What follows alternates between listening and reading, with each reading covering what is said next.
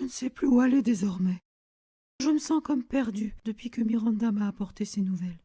Le but unique de mon prochain voyage était de rencontrer Longue Flèche. Et maintenant, il a disparu. Vous allez tout de même faire un voyage, n'est-ce pas?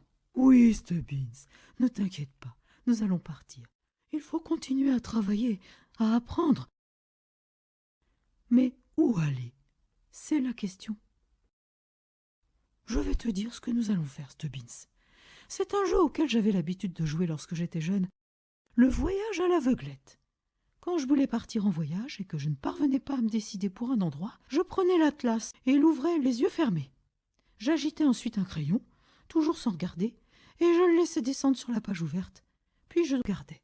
Ce que c'est amusant. J'espère que ça va être la Chine, ou Bornéo, ou Bagdad. Et si le crayon tombe sur le pôle Nord? Tu n'as pas à aller dans un endroit que tu connais déjà. Tu as le droit à un autre essai. Je me suis déjà rendu au pôle Nord. Mais la carte indique jusqu'où les explorateurs sont parvenus en tentant de l'atteindre.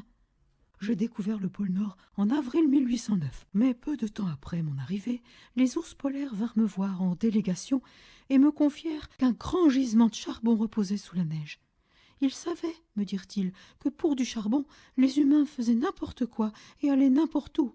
C'est pourquoi ils me demandèrent de ne pas en parler. Car une fois que l'on commencerait à s'y installer pour exploiter des mines de charbon, leur merveilleux pays blanc serait défiguré. Bon, quand le livre sera ouvert, décris 3 cercles avec ton crayon, puis laisse-le tomber. Prêt? Ferme les yeux. J'entendis le boum de l'atlas qui s'ouvrait.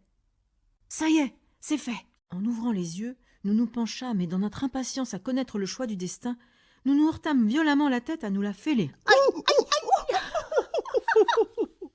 L'atlas était ouvert à une page appelée « Carte de l'Atlantique Sud ». La pointe de mon crayon reposait en plein milieu d'une île minuscule dont le nom était imprimé en caractères si petits que le docteur fut forcé de prendre ses lunettes fortes pour le lire. Île du singe araignée. Qui le crut? Tu es tombé sur cette fameuse île où on a vu Longue Flèche pour la dernière fois. Je me demande. Eh bien, comme c'est curieux. Pourquoi y a-t-il ce petit point d'interrogation à côté du nom de l'île? Cela signifie que l'on ne connaît pas précisément sa position dans l'océan. Nous allons à l'île du singe araignée, Miranda. Tu sais où elle est, je crois. L'île du singe araignée est une île flottante. Elle ne cesse de bouger dans ce coin. Mais il va de soi que je suis tout à fait en mesure de te la retrouver si tu désires t'y rendre. À cette dernière nouvelle, je ne pus plus me contenir davantage. Je brûlais de le dire à quelqu'un. À la porte, je trébuchais sur Dab-Dab entrant, les ailes chargées d'assiettes, et tombais la tête la première sur le nez. Ce garçon est-il devenu fou? Mais où donc vas-tu, jeune nigo? À l'île du singe araignée! Je crois que tu pars pour l'asile. Regarde ce que tu as fait de ma plus belle porcelaine. Mais j'étais bien trop heureux pour me soucier de ces remontrances, et je courus, chantant jusqu'à la cuisine à la recherche de Chichi.